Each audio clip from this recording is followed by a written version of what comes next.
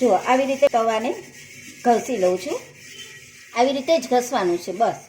Hello everyone, આજે આપણે 2 મિનિટમાં લોખંડના તવાને કેવી રીતે સાફ કરવું એ વિડીયો લઈને આવી છું. તો ચલો જરા પણ વાર કર્યા વગર વિડીયો શરૂ કરીએ. આ લોખંડનો તવો છે. તમે જોઈ શકો છો કે કેટલો ગંદો થઈ ગયો છે. વચ્ચે પણ એટલો ખરાબ થઈ ગયો છે. ઘણીવાર આપણે શું અંદર પરોઠા થેપલા બનાવતા હોય તો તેલવાળી વસ્તુ બનાવવામાં આવે ને ત્યારે લોખંડનો તવો ખૂબ જ ગંદો થઈ જાય છે. આપણે ડેઈલી એને સાફ તો કરતા જ હોઈએ છીએ, પણ ઘણીવાર શું કે કોઈ વાર આપણે વધારે વસ્તુ બનાવી હોય તો તવો આપણો ખરાબ થઈ જાય. હવે આ તવાને આપણે ફક્ત 2 થી 3 મિનિટમાં કેવી રીતે સાફ કરવો ને એ આજે હું તમને બતાવવાની છું. તો ચલો આપણે જરા પણ વાર કર્યા વગર વિડીયો શરૂ કરીએ. 1 ચમચી મીઠું લઈશું. મીઠું છે ને એ મેલને કાપવાનું કામ કરે છે, સાથે જો લોખંડના તવામાં ચિકાસ હોય એને પણ એ સરસથી સાફ કરી દે છે. તો આપણે આ મીઠાને તવા ઉપર રાખી દઈશું. આવી રીતે તમારે રાખી દેવાનું છે. હવે એની અંદર આપણે થોડું લીંબુનો રસ છે એડ કરીશું. આવી રીતે તમારે લીંબુનો રસ એડ કરી દેવાનો છે અને પછી લીંબુની જ મદદથી તમારે મીઠુંને આવી રીતે ઘસવાનું છે તવા ઉપર, જેથી કરીશું તવામાં જે ચિકાસ હશે એ પણ જતી રહેશે અને તમારો તવો એકદમ નવા જેવો તમે બહારથી લાવ્યા હશો ને એવો થઈ જશે. જો તમે જોઈ શકો છો કે એકદમ સરસ રીતે લીંબુથી ચિકાસ જતી રહે છે. આવી રીતે તમારે ઘસવાનું છે બસ, બીજું કશું જ કરવાનું નથી. આવી રીતે મેં તવાને ઘસી લીધો છે. હવે આપણે અંદર થોડું લિક્વિડ ઉમેરીશું અને થોડું 2 ચમચી જેટલું પાણી પણ એડ કરીશું સાથે. હવે એડ કરીશ હું લિક્વિડ.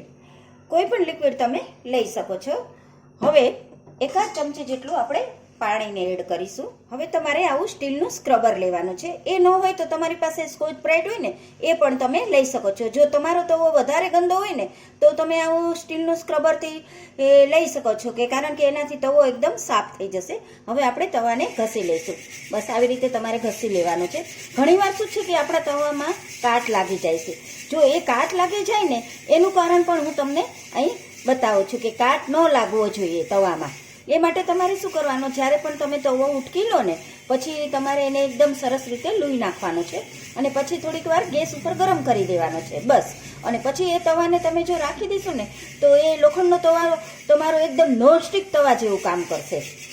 જો આવી રીતે મેં તવાને ઘસી લઉં છું. આવી રીતે જ ઘસવાનું છે બસ. વોશિંગ મશીન કેવી રીતે સાફ કરવું, વોશ બેસિન કેવી રીતે સાફ કરવું, ગંદી બાલ્ટીને કેવી રીતે સાફ કરવી, ગંદા નળને કેવી રીતે સાફ કરવા, આ બધા જ વિડીયો મેં મારી ચેનલ પર મૂકેલા છે. બધાની લિંક હું ડિસ્ક્રિપ્શન બોક્સમાં આપી દઈશ, તમે ચેક કરી લેજો. જુઓ તમે જોઈ શકો છો કે તવો કેટલો ફટાફટ સાફ થઈ ગયો. જરા પણ ગંદો લાગે છે તમને? નથી લાગતો ને? ચિકાસ પણ વહી ગઈ ને? બસ આવી રીતે જ તમારે તવાને સાફ કરવાનો છે. અને જો તમે મારી ચેનલમાં નવા હોય ને તો માય ડિયર ફ્રેન્ડ્સ, સબસ્ક્રાઈબ કરવાનું તો જરા પણ ન ભૂલશો હો, અને 1 લાઈક જરૂરથી આપજો. તવો સરસ રીતે ઘસાઈ ગયો છે. હવે આપણે એને પાણીથી વોશ કરી લઈશું. ફક્ત 2 થી 3 જ મિનિટમાં એકદમ તવો તમારો નવા જેવો થઈ જશે, એકદમ નવા જેવો. હવે આપણે તવાને પાણીથી સાફ કરી લઈશું. બસ આવી રીતે તવાને તમારે ધોઈ લેવાનો છે. જુઓ એકદમ સરસ નવા જેવો થઈ ગયો ને. તવો સરસ રીતે ધોવાઈ ગયો છે. તવો કેવો સરસ ચમકતો થઈ ગયો ને તવો એકદમ નવા જેવો. જરૂરથી મારી આ ટ્રીક ફોલો કરજો. હવે હું તમને મળીશ મસ્ત મજાના નવા વિડીયોની સાથે. Bye bye.